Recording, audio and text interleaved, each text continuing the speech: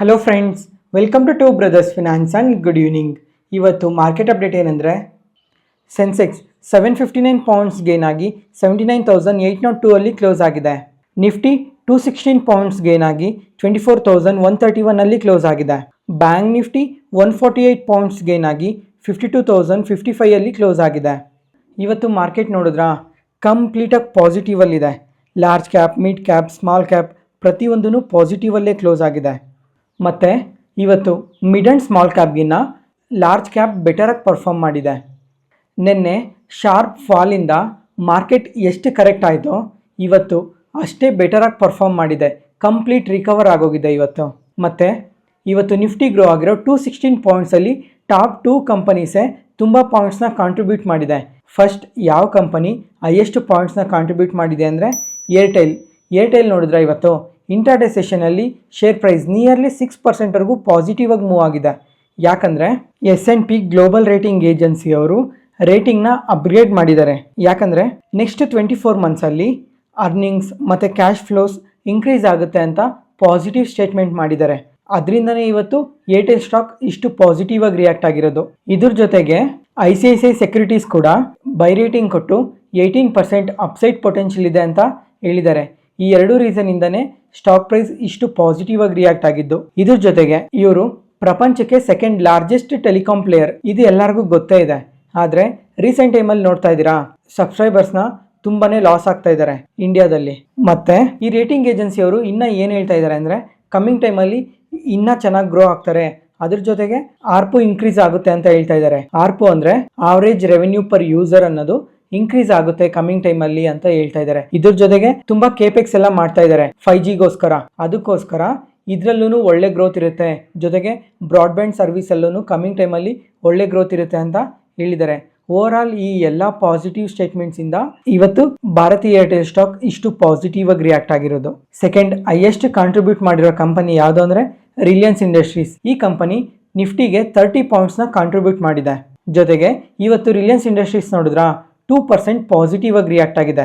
ಯಾಕಂದರೆ Reliance finance and investment ಇದೊಂದು US based company, Reliance ಗ್ರೂಪ್ಗೆ ಸೇರಿರೋ ಕಂಪನಿ.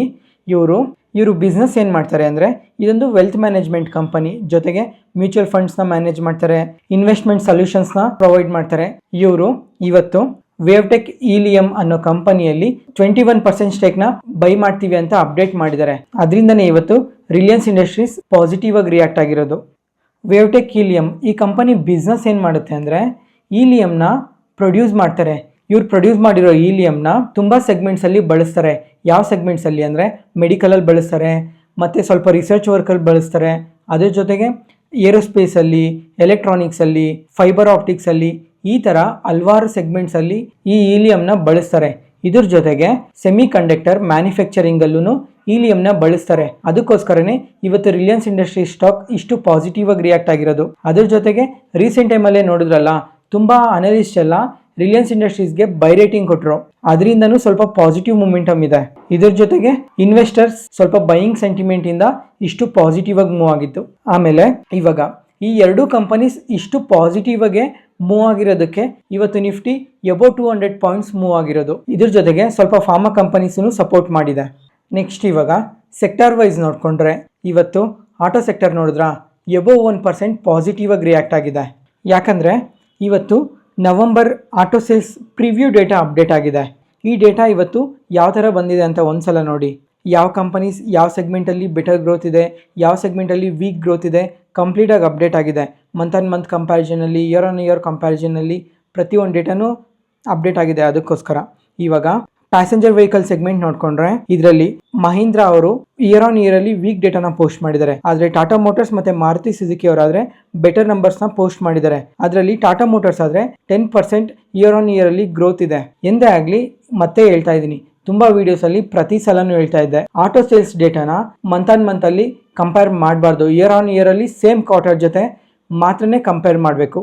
ಅದರಲ್ಲಿ ನೋಡಿಕೊಂಡ್ರೆ ಮತ್ತು ಇವಾಗ ಇಯರ್ ಆನ್ ಇಯರ್ ಅಲ್ಲಿ ಪ್ರತಿ ಒಂದು ಸೆಗ್ಮೆಂಟ್ ಅಲ್ಲೂ ನೋಡ್ಕೊಳ್ಳಿ ಎಲ್ಲಾನು ಪಾಸಿಟಿವ್ ಡೇಟಾನೇ ಪೋಸ್ಟ್ ಮಾಡಿದ್ದಾರೆ. ಆದ್ರೆ ಮಹೀಂದ್ರಾ ಅಂಡ್ ಮಹೀಂದ್ರಾ ಮಾತ್ರ ಪ್ಯಾಸೆಂಜರ್ ವೆಹಿಕಲ್ ಸೆಗ್ಮೆಂಟ್ ಅಲ್ಲಿ ವೀಕ್ ಡೇಟಾ ಪೋಸ್ಟ್ ಮಾಡೋರೆ. ಮತ್ತೆ ಎಸ್ಕಾರ್ಟ್ಸ್ ಕಿಬ್ಯೂಟ್ ಆದ್ರೆ ಟ್ರಾಕ್ಟರ್ ಸೆಗ್ಮೆಂಟ್ ಅಲ್ಲಿ ವೀಕ್ ಡೇಟಾನ ಪೋಸ್ಟ್ ಮಾಡಿದ್ದಾರೆ. ಅದ್ ಬಿಟ್ರೆ ಇನ್ನೆಲ್ಲರೂ ಪಾಸಿಟಿವ್ ಡೇಟಾನೇ ಪೋಸ್ಟ್ ಮಾಡಿದ್ದಾರೆ. ಇಂತ ಬೆಟರ್ ಡೇಟಾ ಪೋಸ್ಟ್ ಮಾಡಿದ್ರು 1% ಮಾತ್ರನೇ ಪಾಸಿಟಿವ್ ಆಗಿ ರಿಯಾಕ್ಟ್ ಆಗಿದೆ. ಯಾಕಂದ್ರೆ ಲಾಸ್ಟ್ ಮಂತ್ ನೋಡ್ಕೊಂಡ್ರ, ಲಾಸ್ಟ್ ಮಂತ್ ಅಲ್ಲಿ ಸ್ವಲ್ಪ ವೀಕ್ ಡೇಟಾನೇ ಪೋಸ್ಟ್ ಮಾಡಿದ್ರು. ಈ ಸಲನು ವೀಕ್ ಡೇಟಾನೇ ಪೋಸ್ಟ್ ಮಾಡಿದ್ದಾರೆ. ಅದರಲ್ಲೂ ಇವಾಗ ಮಂತ್ ಆನ್ ಮಂತ್ ಕಂಪ್ಯಾರಿಸನ್ ಅಲ್ಲಿ ನೋಡಿ ವೀಕ್ ಡೇಟಾನೇ ಪೋಸ್ಟ್ ಮಾಡಿದ್ದಾರೆ. ಅಂದ್ರೆ ಲಾಸ್ಟ್ ಮಂತ್ ಅಲ್ಲೇ ಅಂದ್ರೆ ಅಕ್ಟೋಬರ್ ಮಂತ್ ಸೇಲ್ಸ್ ಡೇಟಾದಲ್ಲೇನೆ ವೀಕ್ ಡೇಟಾ ಬಂದಿದ್ದಕ್ಕೆ ಅವಾಗ ಆಟೋ ಸೆಕ್ಟರ್ ತುಂಬಾನೇ ಫಾಲ್ ಆಯ್ತು. ಯಾಕಂದ್ರೆ ವೀಕ್ ಡೇಟಾ ಪೋಸ್ಟ್ ಮಾಡಿದ್ದಾರೆ ಅಂತ. ಅದರಲ್ಲಿ ಇವಾಗ ಮಂತ್ ಆನ್ ಮಂತ್ ಒಂದ್ಸಲ ನೋಡಿದ್ರೆ ಎಲ್ಲರೂ ಕಂಪ್ಲೀಟ್ ವೀಕ್ ಡೇಟಾನ ಪೋಸ್ಟ್ ಮಾಡಿದ್ದಾರೆ. 15%, 20%, 25%, 40, 50% ವರ್ಗು ಮಂತ್ ಆನ್ ಮಂತ್ ಕಂಪ್ಯಾರಿಸನ್ ಅಲ್ಲಿ ಸೇಲ್ಸ್ ಡೌನ್ ಆಗಿದೆ. ಮತ್ತೆ ಹೇಳ್ತಾ ಇದ್ದೀನಿ, ಸೇಲ್ಸ್ ಡೌನ್ ಆಗಿದೆ. ಅದಕ್ಕೋಸ್ಕರನೇ ಇವತ್ತು ಅಷ್ಟು ಪಾಸಿಟಿವ್ ಆಗಿ ರಿಯಾಕ್ಟ್ ಆಗಿಲ್ಲ. ಈ ಮಂತ್ ಸೇಲ್ಸ್ ವೀಕ್ ಆಗಿದೆ. ಹಂಗಂತ ಅದೇ ತರ ಕಮಿಂಗ್ ಮಂತ್ಸ್ ಅಲ್ಲೂ ವೀಕ್ ಆಗಿ ಬರೋ ಚಾನ್ಸಸ್ ತುಂಬಾನೇ ಜಾಸ್ತಿ ಇದೆ ಅಂತ ಇವತ್ತು ಯಾವುದೇ ತರ ಪಾಸಿಟಿವ್ ಆಗಿ ರಿಯಾಕ್ಟ್ ಆಗಿಲ್ಲ. ಆದ್ರೆ ನೀವು ಇವಾಗ ಇನ್ನೊಂದು ಕೇಳ್ಬೋದು, ಆದ್ರೆ Mahindra and Mahindra passenger vehicle segment ಅಲ್ಲಿ -1 ಅಂದ್ರೆ ಸ್ವಲ್ಪ ವೀಕ್ ಡೇಟಾನ ಪೋಸ್ಟ್ ಮಾಡಿದಾರಲ್ವಾ. ಆದ್ರೂ ಇವತ್ತು ಇಂಟ್ರಾಡೇ ಸೆಷನ್ ಅಲ್ಲಿ ಶೇರ್ ಪ್ರೈಸ್ ಯಾಕೆ ಎಬೋವ್ 3% ಪಾಸಿಟಿವ್ ಆಗಿ ರಿಯಾಕ್ಟ್ ಆಗಿದೆ ಅಂತ ಕೇಳಿದ್ರೆ ಅದಕ್ಕೂ ಒಂದು ರೀಸನ್ ಇದೆ. ಅದನ್ನ ಎಕ್ಸ್ಪ್ಲೈನ್ ಮಾಡ್ತೀನಿ ನೋಡಿ. ನಿನ್ನೆ ವಿಡಿಯೋದಲ್ಲಿ ಒಂದು ಡೇಟಾನ ಎಕ್ಸ್ಪ್ಲೈನ್ ಮಾಡಿದ್ದೆ. 7 ಆಟೋ ಕಂಪನೀಸ್ಗೆ 7,300 crores ಪೆನಾಲ್ಟಿ ಬಂದಿದೆ ಅಂತ ಅಪ್ಡೇಟ್ ಮಾಡಿದ್ದೆ ಅಲ್ಲ. ಅದರಲ್ಲಿ ಸೆಕೆಂಡ್ ಹೈಯೆಸ್ಟ್ ಬಂದಿದ್ದು ಮಹೀಂದ್ರಾ ಅಂಡ್ ಮಹೀಂದ್ರಾಗೆ ಅಂತ ಅಪ್ಡೇಟ್ ಮಾಡಿದ್ದೆ. ಆ ಬಂದಿದ್ದ ಡೇಟಾನ ನೋಡ್ಕೊಂಡು ಮಹೀಂದ್ರಾ ಅಂಡ್ ಮಹೀಂದ್ರಾ ಅವರು ಒಂದು ಸ್ಟೇಟ್ಮೆಂಟ್ ಮಾಡಿದ್ದಾರೆ. ಏನಂತ ಅಂದ್ರೆ, ನಿನ್ನೆ ಏನು ಪೆನಾಲ್ಟಿ ಬಂದಿದೆ ಅಂತ ಅಪ್ಡೇಟ್ ಬಂದಿದೆ ಅದು ಸುಳ್ಳು, ನಮಗೆ ಯಾವುದೇ ತರ ಪೆನಾಲ್ಟಿ ಬಂದಿಲ್ಲ ಅಂತ ಅಪ್ಡೇಟ್ ಮಾಡಿದ್ದಾರೆ. ಇದ್ರ ಜೊತೆಗೆ ಟಾಟಾ ಮತ್ತೆ ಮಹೀಂದ್ರಾ ಅಂಡ್ ಮಹೀಂದ್ರಾ ಇಬ್ರು ಎಲೆಕ್ಟ್ರಿಕ್ ವೆಹಿಕಲ್ ಸೆಗ್ಮೆಂಟ್ ಅಲ್ಲಿ ಫ್ಯೂಚರ್ ಅಲ್ಲಿ ಒಳ್ಳೆ ಗ್ರೋತ್ ಇರುತ್ತೆ, ನಾವು ಇದ್ರ ಕಡೆ ಇನ್ನ ವರ್ಕ್ ಮಾಡ್ತೀವಿ, ತುಂಬಾನೇ ವರ್ಕ್ ಮಾಡ್ತೀವಿ ಅಂತ ಅಪ್ಡೇಟ್ ಮಾಡಿದ್ದಾರೆ. ಅದರಿಂದನೇ ಮಹೀಂದ್ರಾ ಅಂಡ್ ಮಹೀಂದ್ರಾ ಇವತ್ತು ಇಷ್ಟು ಪಾಸಿಟಿವ್ ಆಗಿರೋದು. ಇವಾಗ ನನ್ನ ಒಪಿನಿಯನ್ನ ಶೇರ್ ಮಾಡ್ತೀನಿ ನೋಡಿ ಈ ಆಟೋ ಸೆಕ್ಟರ್ ಬಗ್ಗೆ. ಈ ಆಟೋ ಸೆಕ್ಟರ್ ಲಾಸ್ಟ್ 2 months ಇಂದ ತುಂಬಾನೇ ಕರೆಕ್ಟ್ ಆಗಿದೆ. ಅಂದ್ರೆ ಒಂದು 15 to 20% ವರೆಗೂ ಕರೆಕ್ಟ್ ಆಗಿದೆ. ಆದರೆ ಫ್ಯೂಚರಲ್ಲಿ ಇದಕ್ಕೆ ಒಳ್ಳೆ ಗ್ರೋತ್ ಇರುತ್ತೆ. ಯಾಕಂದ್ರೆ ಇಂಡಿಯಾ ಪ್ರೀಮಿಯಮೈಸೇಷನ್ ಕಡೆಗೆ ತುಂಬಾನೇ ಮೂವ್ ಆಗ್ತಾ ಇದೆ. ಅದಕ್ಕೋಸ್ಕರ ಲಾಂಗ್ ಟರ್ಮ್ ಅಲ್ಲಿ ಅಂದ್ರೆ ಒಂದು 3 years 5 yearsಗೆ ಒಳ್ಳೆ ಗ್ರೋತ್ ನೋಡ್ಬೋದು. ಜೊತೆಗೆ ಗೌರ್ಮೆಂಟ್ ಸಹ ಎಲೆಕ್ಟ್ರಿಕ್ ಕಡೆ ತುಂಬಾನೇ ಕಾನ್ಸಂಟ್ರೇಟ್ ಮಾಡ್ತಾ ಇದೆ. ತುಂಬಾ PLI ಸ್ಕೀಮ್ಸ್ನೆಲ್ಲ ಅನೌನ್ಸ್ ಮಾಡ್ತಾ ಇದ್ದಾರೆ. ಜೊತೆಗೆ ರೀಸೆಂಟ್ ಆಗಿ PM E-Drive ಕೂಡ ಲಾಂಚ್ ಮಾಡಿದ್ರು. ಇದರಲ್ಲೂ ತುಂಬಾ ಸೆಗ್ಮೆಂಟ್ಸ್ಗೆ ತುಂಬಾ ಕಂಪನೀಸ್ಗೆ ಬೆನಿಫಿಟ್ ಆಗುತ್ತೆ. ಇದ್ರ ಜೊತೆಗೆ EV ಪಾಲಿಸೀಸ್ನ ಕೂಡ ಲಾಂಚ್ ಮಾಡ್ತಾ ಇದ್ದಾರೆ. ಅದಕ್ಕೋಸ್ಕರ ಲಾಂಗ್ ಟರ್ಮ್ ಅಲ್ಲಿ ಒಳ್ಳೆ ಗ್ರೋತ್ ಇರುತ್ತೆ. ಆದ್ರೆ ಯಾವಾಗ ಯಾವ ಕಂಪನೀಸ್ನ ಬೈ ಮಾಡಬೇಕು, ಯಾವಾಗ ಯಾವ ಕಂಪನೀಸ್ನ ಸೆಲ್ ಮಾಡಬೇಕು, ಜೊತೆಗೆ ಯಾರ್ಯಾರು ಕಾಂಪೊನೆಂಟ್ಸ್ನ ಮ್ಯಾನುಫ್ಯಾಕ್ಚರ್ ಮಾಡ್ತಾ ಇದ್ದಾರೆ ಅಂತ ತಿಳ್ಕೊಂಡು ಅನಾಲಿಸಿಸ್ ಮಾಡಿ ಇನ್ವೆಸ್ಟ್ ಮಾಡಿ. ಜೊತೆಗೆ ನಾನು ಈ ಆಟೋ ಸೆಕ್ಟರ್ ಮೇಲೆ ವರ್ಕ್ ಮಾಡ್ತಾ ಇದ್ದೀನಿ. ಕಮಿಂಗ್ ಟೈಮ್ ಅಲ್ಲಿ ಇದ್ರ ಬಗ್ಗೆ ಒಂದು ವಿಡಿಯೋ ತರೋದಕ್ಕೆ ಟ್ರೈ ಮಾಡ್ತಾ ಇದ್ದೀನಿ. ಫಾರ್ಮಾ ಸೆಕ್ಟರ್ ನೋಡಿದ್ರ ಇವತ್ತು ಎಬೋವ್ 2% ಪಾಸಿಟಿವ್ ಆಗಿ ರಿಯಾಕ್ಟ್ ಆಗಿದೆ. ಯಾಕೆ ಇವತ್ತು ಇಷ್ಟು ಸಡನ್ ಆಗಿ ಫಾರ್ಮಾ ಸೆಕ್ಟರ್ ಇಷ್ಟು ಪಾಸಿಟಿವ್ ಆಗಿ ರಿಯಾಕ್ಟ್ ಆಗಿದೆ ಅಂದ್ರೆ, ನಾನು ಫಿನಾನ್ಷಿಯಲ್ ಪ್ಲಾಟ್ಫಾರ್ಮ್ಸ್ ಅಲ್ಲಿ ಸರ್ಚ್ ಮಾಡಿದಾಗ ನನಗೆ 3 ಆರ್ಟಿಕಲ್ ಅಲ್ಲಿ 3 ರೀಸನ್ಸ್ ಕಾಣ್ತಾ ಇದೆ. ಆ 3 ರೀಸನ್ಸ್ ಎಕ್ಸ್ಪ್ಲೈನ್ ಮಾಡ್ತೀನಿ ಯಾಕೆ ಇವತ್ತು ಇಷ್ಟು ಪಾಸಿಟಿವ್ ಆಗಿದೆ ಅಂತ ನಿಮ್ಗೂ ಗೊತ್ತಾಗುತ್ತೆ. ಒಂದು ಆರ್ಟಿಕಲ್ ಅಲ್ಲಾದ್ರೆ OPPI ಅಂದ್ರೆ organisation of pharmaceutical producer of India, ಇದೊಂದು ಸಮ್ಮಿಟ್ ನಡೆದಿದೆ ನಿನ್ನೆ. ಈ ಸಮ್ಮಿಟ್ ಅಲ್ಲಿ ಏನ್ ಮಾತಾಡ್ಕೊಂಡಿದ್ದಾರೆ ಅಂದ್ರೆ, ಇವಾಗ ಇಂಡಿಯನ್ ಫಾರ್ಮಾನ ಯಾವ ತರ ಕರೀತಾರೆ ಹೇಳಿ, ಇವಾಗ ಫಾರ್ಮಸಿ ಆಫ್ ದ ವರ್ಲ್ಡ್ ಅಂತ ಕರೀತಾರೆ. ಯಾಕಂದ್ರೆ ನಮ್ಮ ಇಂಡಿಯಾದಲ್ಲಿ ಮ್ಯಾನುಫ್ಯಾಕ್ಚರ್ ಮಾಡೋ ಫಾರ್ಮಾ ಪ್ರಾಡಕ್ಟ್ಸ್ ವರ್ಲ್ಡ್ ವೈಡ್ ಗೆ ಎಕ್ಸ್ಪೋರ್ಟ್ ಮಾಡ್ತಾರೆ. ಅದಕ್ಕೆ ಇಂಡಿಯಾನ ಫಾರ್ಮಸಿ ಆಫ್ ದ ವರ್ಲ್ಡ್ ಅಂತ ಕರೀತಾರೆ. ಇವಾಗ ಈ ಹೆಸರು ಏನಿದೆ ಇದನ್ನ 2047ಗೆಲ್ಲ Indian pharma power house of the world ಅಂತ ಕರಿಬೇಕು ಅಂತ ತುಂಬಾನೇ ಪಾಲಿಸೀಸ್ನ ಚೇಂಜ್ ಮಾಡ್ತಾ ಇದ್ದಾರೆ. ಜೊತೆಗೆ ಕಮಿಂಗ್ ಟೈಮಲ್ಲಿ ಯಾವ ಥರ ಗ್ರೋ ಆಗಬೇಕು ಅಂತ ಈ ಸಮ್ಮಿಟಲ್ಲಿ ಕಂಪ್ಲೀಟಾಗಿ ಮಾತಾಡ್ಕೊಂಡಿದ್ದಾರೆ. ಅದಕ್ಕೋಸ್ಕರನೇ ಇರ್ಬೋದು ಇವತ್ತು ಫಾರ್ಮಾ ಇಷ್ಟು ಪಾಸಿಟಿವ್ ಆಗಿ ರಿಯಾಕ್ಟ್ ಆಗಿರೋದು. ಇದ್ರ ಜೊತೆಗೆ ಇನ್ನೊಂದು ಆರ್ಟಿಕಲಲ್ಲಿ ಏನು ನೋಡಿದೆ ಅಂದರೆ, ರುಪಿ ವೀಕ್ ಆಗ್ತಾ ಬರ್ತಾ ಇದೆ, ಎಗೇನೆಸ್ಟ್ ಡಾಲರ್ ರುಪಿ ವೀಕ್ ಆಗ್ತಾ ಇರೋದಕ್ಕೆ ಫಾರ್ಮಾಗೆ ಪಾಸಿಟಿವ್ ಆಗುತ್ತೆ. ಅದಾದಮೇಲೆ ಚೈನಾ ಮೇಲೆ ಟ್ಯಾರಿಫ್ ಹೈಕ್ ಮಾಡಿದ್ರಲ್ಲ, ಇದರಿಂದನೂ ಇಂಡಿಯನ್ ಫಾರ್ಮಾಗೆ ಪಾಸಿಟಿವ್ ಆಗುತ್ತೆ ಅಂತ ನೋಡಿದೆ. ಅದಾದಮೇಲೆ ಇನ್ನೊಂದು ಆರ್ಟಿಕಲಲ್ಲಿ ಏನು ನೋಡಿದೆ ಅಂದರೆ, ಈ CDMO ಬಿಸ್ನೆಸ್ ಮಾಡೋ ಫಾರ್ಮಾ ಕಂಪನೀಸ್ಗೆಲ್ಲ ತುಂಬಾನೇ ಬೆನಿಫಿಟ್ ಆಗುತ್ತೆ. ಇದ್ರ ಜೊತೆಗೆ ಇವಾಗ ಡೊನಾಲ್ಡ್ ಟ್ರಂಪ್ ಅವರು ಪ್ರೆಸಿಡೆಂಟ್ ಆಗಿದಾರಲ್ಲ, ಇದರಿಂದ ಬಯೋಸೆಕ್ಯೂರ್ ಆಕ್ಟ್ ಏನಾದರೂ ಇನಾಗ್ರೇಟ್ ಮಾಡಿದ್ರೆ ನಮ್ಮ ಇಂಡಿಯನ್ ಫಾರ್ಮಾ ಕಂಪನೀಸ್ಗೆ ತುಂಬಾನೇ ಬೆನಿಫಿಟ್ ಆಗುತ್ತೆ. ಈ ಎಲ್ಲ ರೀಸನ್ಸ್ ಇಂದನೂ ಫಾರ್ಮಾ ಕಂಪನೀಸ್ಗೆ ಅದು ಬೆನಿಫಿಟ್ ಆಗೇ ಆಗುತ್ತೆ. ಅದಕ್ಕೋಸ್ಕರನೇ ಈ 3 ಆರ್ಟಿಕಲ್ಲೂ ಎಕ್ಸ್ಪ್ಲೈನ್ ಮಾಡಿದ್ದು. ನೆಕ್ಸ್ಟ್ ಇವಾಗ ನಮ್ಮ ಮಾರ್ಕೆಟ್ ಕ್ಲೋಸ್ ಆದಮೇಲೆ Q3 GDP ಡೇಟಾ ಅಪ್ಡೇಟ್ ಆಗಿದೆ. ಈ ಡೇಟಾ ಕಂಪ್ಲೀಟ್ ವೀಕಾಗಿ ಬಂದಿದೆ, 5.4% ಬಂದಿದೆ. ಲಾಸ್ಟ್ ಕ್ವಾರ್ಟರಲ್ಲಿ ನೋಡಿಕೊಂಡ್ರೆ 6.7% ಬಂದಿತ್ತು. ಆದರೆ ಈ ಸಲ ಕಂಪ್ಲೀಟ್ ವೀಕಾಗಿ ಬಂದಿದೆ. ಲಾಸ್ಟ್ ಟೈಮ್ MPC ಮೀಟಿಂಗಲ್ಲೆಲ್ಲ GDP ಡೇಟಾನ ಫೋರ್ಕ್ಯಾಸ್ಟ್ ಮಾಡಿದರು, ಎಬೋ 7% ಬರುತ್ತೆ, ಇಂಡಿಯಾ ಒಂದು ಸ್ಟ್ರಾಂಗ್ ಎಕಾನಮಿ, ಚೆನ್ನಾಗಿ ಗ್ರೋ ಆಗ್ತಾ ಇದೆ ಅಂತೆಲ್ಲ ಪಾಸಿಟಿವ್ ಸ್ಟೇಟ್ಮೆಂಟ್ಸ್ನ ಮಾಡಿದರು.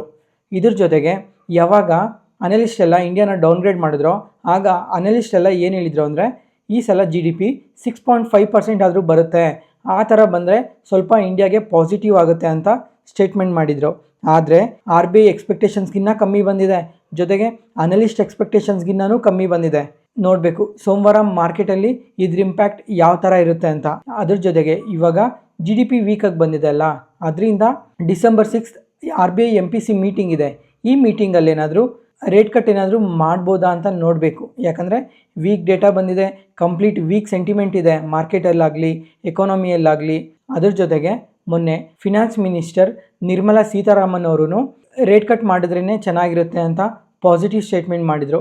ಅದಕ್ಕೋಸ್ಕರ ಈ ಸಲ December 6 ಏನಾದರೂ ರೇಟ್ ಕಟ್ ಮಾಡ್ತಾರಾ ಅಂತ ನೋಡಬೇಕು. ಒಂದು ವೇಳೆ ರೇಟ್ ಕಟ್ ಏನಾದರೂ ಮಾಡಿದ್ರೆ ಅದು ಮಾರ್ಕೆಟ್ಗೆ ಸ್ವಲ್ಪ ಪಾಸಿಟಿವ್ ಆಗುತ್ತೆ. ನೋಡೋಣ ಇನ್ನು ಏನೇನು ಅಪ್ಡೇಟ್ಸ್ ಬರುತ್ತೆ ಅಂತ. ರೀಸೆಂಟಾಗಿ ವಾಟ್ಸಪ್ ಚಾನಲ್ ಶುರು ಮಾಡಿದ್ದೆ. ಈ ಚಾನಲಲ್ಲಿ 24 hours ಮಾರ್ಕೆಟ್ ರಿಲೇಟೆಡ್ ಇನ್ಫಾರ್ಮೇಷನ್ನ ಶೇರ್ ಮಾಡ್ತಾ ಇರ್ತೀನಿ. ಎಸ್ಪೆಷಲಿ ಮಾರ್ಕೆಟ್ ಕ್ಲೋಸ್ ಆದಮೇಲೆ ಬರೋ ಪ್ರತಿ ಇನ್ಫಾರ್ಮೇಷನ್ನು ಶೇರ್ ಮಾಡ್ತಾ ಇರ್ತೀನಿ. ಅದಕ್ಕೋಸ್ಕರ ಡಿಸ್ಕ್ರಿಪ್ಷನಲ್ಲಿ ಲಿಂಕ್ ಕೊಟ್ಟಿರ್ತೀನಿ, ಒಂದು ಸಲ ಚೆಕ್ ಮಾಡಿ. Market key updates. ಎನ್ವಿರೋ infra engineers ಈ ಕಂಪನಿ ಇವತ್ತು ಮಾರ್ಕೆಟ್ಗೆ ಲಿಸ್ಟ್ ಆಗಿದೆ. ಇನ್ವೆಸ್ಟರ್ಸ್ಗೆ 48% ಲಿಸ್ಟಿಂಗ್ ಗೇನ್ಸ್ ಕೊಟ್ಟಿದೆ. ಮತ್ತು ರೀಸೆಂಟ್ ಟೈಮಲ್ಲಿ ಈ ಥರ ಲಿಸ್ಟಿಂಗ್ ಗೇನ್ಸ್ ಕೊಟ್ಟಿರೋ ಕಂಪನೀಸ್ ಯಾವುದೂ ಇಲ್ಲ. ಲಾಸ್ಟ್ ಕಂಪನಿ ಯಾವ್ದು ಕೊಟ್ಟಿತ್ತು ಅಂದರೆ ವಾರೆ ಎನರ್ಜೀಸ್. ಆ ಕಂಪನಿ ಆದರೆ 66% ಲಿಸ್ಟಿಂಗ್ ಗೇನ್ಸ್ ಕೊಟ್ಟಿತ್ತು. ಆ ಕಂಪನಿ ಬಿಟ್ಟರೆ ರೀಸೆಂಟ್ ಟೈಮಲ್ಲಿ ಇನ್ಯಾವುದೂ ಈ ಥರ ಲಿಸ್ಟಿಂಗ್ ಗೇನ್ಸೇ ಕೊಟ್ಟಿಲ್ಲ. ಅದ್ರ ಜೊತೆಗೆ ಈ ಕಂಪನಿ ಬಿಸ್ನೆಸ್ ಏನು ಮಾಡುತ್ತೆ ಅಂದರೆ ಇವರು ವಾಟರ್ ಥೀಮಲ್ಲಿ ವರ್ಕ್ ಮಾಡ್ತಾ ಇದ್ದಾರೆ, ಅದಕ್ಕೆ ಈ ಥರ ಲಿಸ್ಟಿಂಗ್ ಗೇನ್ಸ್ ಕೊಟ್ಟಿರೋದು. ಮತ್ತು ಮಾರ್ಕೆಟ್ ಕ್ಲೋಸ್ ಆಗೋಷ್ಟೊತ್ತಿಗೆ 39%ಗೆ ಫಾಲ್ ಆಗಿದೆ. ಕ್ರೆಡಿಟ್ ಆಕ್ಸಿಸ್ ಗ್ರಾಮೀಣ್ ಈ ಸ್ಟಾಕ್ ಪ್ರೈಸ್ ನೋಡಿದ್ರೆ ಇವತ್ತು ಇಂಟ್ರಾಡೇ ಸೆಷನಲ್ಲಿ ನಿಯರ್ಲಿ 10%ವರೆಗೂ ಫಾಲ್ ಆಗಿದೆ. ಯಾಕಂದರೆ ಗೋಲ್ಡ್ಮನ್ ಸ್ಯಾಕ್ಸ್ ಅವರು ಈ ಕಂಪನಿನ ಡೌನ್ಗ್ರೇಡ್ ಮಾಡಿ 60% ಟಾರ್ಗೆಟ್ ಪ್ರೈಸ್ನ ಕಟ್ ಮಾಡಿದ್ದಾರೆ. ಅದರಿಂದನೇ ಇವತ್ತು ಇಷ್ಟು ನೆಗೆಟಿವ್ ಆಗಿ ರಿಯಾಕ್ಟ್ ಆಗಿರೋದು. ಅದಾದಮೇಲೆ ಇವಾಗ ಯಾಕೆ ಇಷ್ಟು ನೆಗೆಟಿವ್ ಕಮೆಂಟ್ಸ್ ಮಾಡಿದ್ದಾರೆ, ಮತ್ತು ಈ ಕಂಪನಿಯಲ್ಲಿ ಏನು ನಡೀತಾ ಇದೆ, ಮತ್ತು ಇವ್ರ ಬಿಸ್ನೆಸ್ ಏನು ಮಾಡ್ತಾ ಇದ್ದಾರೆ ಕಂಪ್ಲೀಟಾಗಿ ಎಕ್ಸ್ಪ್ಲೈನ್ ಮಾಡ್ತೀನಿ. ಫಸ್ಟ್ ಇವಾಗ ಇವ್ರ ಬಿಸ್ನೆಸ್ ಬಗ್ಗೆ ನೋಡಿಕೊಂಡ್ರೆ ಇದೊಂದು NBFC. ಇವರು ಮೈಕ್ರೋ ಫಿನಾನ್ಸಿಂಗ್ ಮತ್ತು ಲೆಂಡಿಂಗ್ ಸೆಗ್ಮೆಂಟಲ್ಲಿ ವರ್ಕ್ ಮಾಡ್ತಾರೆ. ಇಂಡಿಯಾದಲ್ಲೇ ಲಾರ್ಜೆಸ್ಟ್ ಮೈಕ್ರೋ ಫಿನಾನ್ಸಿಂಗ್ ಇನ್ಸ್ಟಿಟ್ಯೂಷನ್. ಇವ್ರ ಹತ್ರ approximately 26,700 crores gross loan portfolio ಇದೆ. ಮತ್ತು ಇವ್ರಿಗೆ ಓವರಾಲ್ ಮೈಕ್ರೋ ಫಿನಾನ್ಸಿಂಗಲ್ಲೇ 6% ಮಾರ್ಕೆಟ್ ಶೇರ್ ಇದೆ. ಇವಾಗ ಇವರು ಮೇಯ್ನಾಗಿ ಏನು ಹೇಳ್ತಾ ಇದ್ದಾರೆ ಅಂದರೆ ಇವ್ರ ರೆವೆನ್ಯೂಸ್ ಗ್ರೋ ಆಗ್ತಾ ಇಲ್ಲ, ಪ್ರಾಫಿಟ್ಸ್ ಗ್ರೋ ಆಗ್ತಾ ಇಲ್ಲ, ಮತ್ತು ಇವ್ರು ಏನು ಲೋನ್ಸ್ ಕೊಟ್ಟಿದ್ದಾರೆ ಆ ಲೋನ್ಸ್ ರಿಕವರ್ ಮಾಡೋಕ್ಕೆ ಸ್ಟ್ರಗಲ್ ಮಾಡ್ತಾ ಇದ್ದಾರೆ, ಮತ್ತು ಇದರಿಂದ ನೆಟ್ ಅಸೆಟ್ ಕ್ವಾಲಿಟಿ ಕೂಡ ಡಿಕ್ರೀಸ್ ಆಗ್ತಾ ಇದೆ ಅಂತ ಹೇಳ್ತಾ ಇದ್ದಾರೆ. ಯಾಕಂದರೆ ಈ ರೂರಲ್ ಎಕಾನಮಿ ಸ್ಲೋಡೌನಿಂದ ಲೋನ್ಸ್ ತೊಗೊಂಡಿದ್ದಾರಲ್ಲ ಅವರು ರೀಪೇ ಮಾಡ್ತಾ ಇಲ್ಲ, ತುಂಬ ಸ್ಟ್ರಗಲ್ ಮಾಡ್ತಾ ಇದ್ದಾರೆ ಅಂತ ಅಪ್ಡೇಟ್ ಮಾಡಿದ್ದಾರೆ. ಮತ್ತು ಲಾಸ್ಟ್ 2 quartersಇಂದ ನೋಡಿಕೊಂಡ್ರೆ ಇವ್ರ ಗ್ರಾಸ್ NPA ಅಂದರೆ ನಾನ್ ಪರ್ಫಾರ್ಮಿಂಗ್ ಅಸೆಟ್ಸ್ 97% ಇನ್ಕ್ರೀಸ್ ಆಗಿದೆ. ಮತ್ತು ನೆಟ್ NPA ಆದರೆ 107% ಇನ್ಕ್ರೀಸ್ ಆಗಿದೆ. ಇದೆಲ್ಲ ಶಾರ್ಟ್ ಟರ್ಮಲ್ಲಿ ಕ್ಲಿಯರ್ ಆಗಲ್ಲ, ಇದೆಲ್ಲ ಸರಿ ಹೋಗೋಕ್ಕೆ ತುಂಬಾ ಟೈಮ್ ತೊಗೊತಿದೆ. NPA ರೆಡ್ಯೂಸ್ ಮಾಡ್ಕೊಂಡ್ರೇ ಅಸೆಟ್ ಕ್ವಾಲಿಟಿ ಕೂಡ ಇಂಪ್ರೂವ್ ಆಗೋದು. ಅದಕ್ಕೆ ಇದು ಸ್ಟಾಕ್ ಪ್ರೈಸಲ್ಲಿ ಕೂಡ ರಿಫ್ಲೆಕ್ಟ್ ಆಗ್ತಾ ಇದೆ. ಅದಕ್ಕೋಸ್ಕರ ಈ ಥರ ರೇಟಿಂಗ್ನ ಡೌನ್ ಮಾಡಿರೋದು ಅಂತ ಗೋಲ್ಡ್ಮನ್ ಸ್ಯಾಕ್ಸ್ ಅವರು ಅಪ್ಡೇಟ್ ಮಾಡಿದ್ದಾರೆ. ಅದರಿಂದನೇ ಇವತ್ತು ಈ ಸ್ಟಾಕ್ ಪ್ರೈಸ್ ಇಷ್ಟು ಕರೆಕ್ಟ್ ಆಗಿರೋದು. ಯಾವುದೇ ಪಾಯಿಂಟಲ್ಲಿ ನಾನು ಹೇಳೋ ಇನ್ಫಾರ್ಮೇಷನ್ ನಿಮಗೆ ಯೂಸ್ಫುಲ್ ಅನಿಸಿದ್ರೆ, ಅಂದರೆ ನಿಮ್ಮ ಸ್ಟಾಕ್ ಮಾರ್ಕೆಟ್ ಜರ್ನಿಯಲ್ಲಿ ನಾನು ಹೇಳೋ ಇನ್ಫಾರ್ಮೇಷನ್ ನಿಮಗೆ ಯೂಸ್ಫುಲ್ ಆದರೆ ಈ ವಿಡಿಯೋನ ಲೈಕ್ ಮಾಡಿ, ಮತ್ತು ನಿಮ್ಮ ಫ್ರೆಂಡ್ಸಲ್ಲಿ ಯಾರಿಗಾದ್ರೂ ಸ್ಟಾಕ್ ಮಾರ್ಕೆಟ್ ಬಗ್ಗೆ ಇಂಟ್ರೆಸ್ಟ್ ಇರೋರಿಗೆ ಈ ವಿಡಿಯೋಸ್ನ ಶೇರ್ ಮಾಡಿ, ಅವ್ರಿಗೂ ತುಂಬ ಉಪಯೋಗ ಆಗುತ್ತೆ. ಇವತ್ತು ನೋಡಿದ್ರಾ easy trip planner stock nearly 15% positive ಆಗಿ ರಿಯಾಕ್ಟ್ ಆಗಿದೆ ಇಂಟ್ರಾಡೇ ಸೆಷನಲ್ಲಿ. ಯಾಕಂದರೆ ಇವರು 1:1 ಬೋನಸ್ ಇಶ್ಯೂ ಮಾಡಿದರು. ಈ ಬೋನಸ್ಗೆ ಎಲಿಜಿಬಲ್ ಆಗಬೇಕಂದ್ರೆ ಇವತ್ತೇ ಲಾಸ್ಟ್ ಡೇಟ್, ಅದಕ್ಕೆ ಸ್ಟ್ರಾಂಗ್ ಬೈಯಿಂಗ್ ಸೆಂಟಿಮೆಂಟಿಂದ ಇವತ್ತು ಪಾಸಿಟಿವ್ ಆಗಿ ರಿಯಾಕ್ಟ್ ಆಗಿದೆ. ಮತ್ತು ಇದೇ ಥರ ಇದು 3ನೇ ಸಲ ಇವರು ಬೋನಸ್ ಇಶ್ಯೂ ಮಾಡ್ತಾ ಇರೋದು, ಅದಕ್ಕೆ ಇದನ್ನು ಮಾರ್ಕೆಟ್ ಕೂಡ ತುಂಬ ಪಾಸಿಟಿವ್ ಆಗಿ ತಗೊಂಡಿದೆ. ಮತ್ತು ಇವಾಗ ಶೇರ್ ಪ್ರೈಸ್ ಕೂಡ ತುಂಬಾ ಅಟ್ರಾಕ್ಟಿವ್ ಆಗಿದೆ. ನಿಯರ್ಲಿ 30 ರೂಪೀಸಲ್ಲಿ ಟ್ರೇಡ್ ಆಗ್ತಾ ಇತ್ತು, ಅದನ್ನು 1:1 ಬೋನಸ್ ಇಶ್ಯೂ ಮಾಡಿದ್ರೆ ಇದು 15 ರೂಪೀಸ್ ಆಗುತ್ತೆ. ಈ ಥರ ಬೋನಸ್ ಯಾಕೆ ಇಶ್ಯೂ ಮಾಡ್ತಾರೆ ಗೊತ್ತಾ? ಒಂದು, ರಿಟೇಲ್ ಇನ್ವೆಸ್ಟರ್ಸ್ನ ಅಟ್ರಾಕ್ಟ್ ಮಾಡೋದಕ್ಕೆ. ಎರಡನೇದೇನೆಂದರೆ ಡಿವಿಡೆಂಡ್ಸ್ಗೆ ಆಲ್ಟರ್ನೇಟಿವ್ ಆಗಿ ಈ ಥರ ಬೋನಸ್ ಇಶ್ಯೂ ಮಾಡ್ತಾರೆ. ಮತ್ತು ಯಾರಾದರೂ ಈ ಸ್ಟಾಕ್ನ ಹೋಲ್ಡ್ ಮಾಡ್ತಾ ಇದ್ರೆ ನಿಮ್ಮ ಪೋರ್ಟ್ಫೋಲಿಯೋ ಅಲ್ಲಿ 50% ನೆಗೆಟಿವ್ ಅಂತ ತೋರಿಸ್ಬೋದು. ಎಸ್ಪೆಷಲಿ ಝೆರೋದಾ ಅಲ್ಲಿ ನಿಮ್ಮ ಬೋನಸ್ ಶೇರ್ಸ್ ಇನ್ನೊಂದು 2-3 ಡೇಸಲ್ಲಿ ರಿಫ್ಲೆಕ್ಟ್ ಆಗುತ್ತೆ. ಸೊ ಇದು ಟೆಂಪರವರಿಯಾಗಿ ನೆಗೆಟಿವ್ ಅಂತ ಕಾಣಿಸುತ್ತೆ ಅಷ್ಟೇ. Next NCC. ಈ ಕಂಪನಿ ನೋಡಿದ್ರೆ ಇವತ್ತು ಇಂಟರ್ಡೇ ಸೆಷನಲ್ಲಿ ಶೇರ್ ಪ್ರೈಸ್ 5% ಪಾಸಿಟಿವ್ ಆಗಿ ರಿಯಾಕ್ಟ್ ಆಗಿದೆ. ಯಾಕಂದರೆ ಇವತ್ತು ಬೆಳಿಗ್ಗೆ ಒಂದು ಲಾರ್ಜ್ ಆರ್ಡರ್ ವಿನ್ ಆಗಿದ್ದಾರೆ. ಈ ಟೋಟಲ್ ಆರ್ಡರ್ ವರ್ಕ್ ಬಂದು 3,389 crores ಅಂತ ಅಪ್ಡೇಟ್ ಮಾಡಿದ್ದಾರೆ. ಇದೊಂದು ಇನ್ಫ್ರಾಸ್ಟ್ರಕ್ಚರ್ ಪ್ರಾಜೆಕ್ಟ್ಗೋಸ್ಕರ. ಇದರಲ್ಲಿ ಒಂದು ಡ್ಯಾಮ್ ಕನ್ಸ್ಟ್ರಕ್ಷನ್ನಲ್ಲಿ ಕಂಪ್ಲೀಟ್ EPC ವರ್ಕ್ನ ಮಾಡಬೇಕು ಅಂತ ಅಪ್ಡೇಟ್ ಮಾಡಿದ್ದಾರೆ. ಕಮಿಂಗ್ 72 ಮಂತ್ಸಲ್ಲಿ ಈ ಆರ್ಡರ್ನ ಕಂಪ್ಲೀಟ್ ಮಾಡ್ತೀವಿ ಅಂತ ಅಪ್ಡೇಟ್ ಮಾಡಿದ್ದಾರೆ. ಮತ್ತು ಇವ್ರ ಟೋಟಲ್ ಆರ್ಡರ್ ಬುಕ್ ನೋಡಿಕೊಂಡ್ರೆ 52,000 crores ಇದೆ ಅಂತ ಎಕ್ಸ್ಚೇಂಜ್ ಫೈಲಿಂಗಲ್ಲಿ ಅಪ್ಡೇಟ್ ಮಾಡಿದ್ದಾರೆ. ಅದಕ್ಕೋಸ್ಕರನೇ ಲಾಸ್ಟ್ 1 ವೀಕಿಂದನೂ ಈ ಸ್ಟಾಕ್ ಪ್ರೈಸ್ ನೋಡ್ತಾ ಇದ್ದೀರಾ ತುಂಬಾ ಪಾಸಿಟಿವ್ ಆಗಿ ರಿಯಾಕ್ಟ್ ಆಗಿದೆ. ಇವತ್ತಿಗೆ ಅಪ್ಡೇಟ್ ಮುಗೀತು. ಈ ವಿಡಿಯೋ ಇಷ್ಟ ಆದರೆ ಲೈಕ್ ಮಾಡಿ, ಶೇರ್ ಮಾಡಿ, ಸಬ್ಸ್ಕ್ರೈಬ್ ಆಗಿ. ಮತ್ತೆ ನಾಳೆ ಹೊಸ ಸ್ಟಾಕ್ ಮಾರ್ಕೆಟ್ ನ್ಯೂಸ್ ಅನಾಲಿಸಿಸ್ ವಿಡಿಯೋಲಿ ಸಿಗೋಣ. Thank you.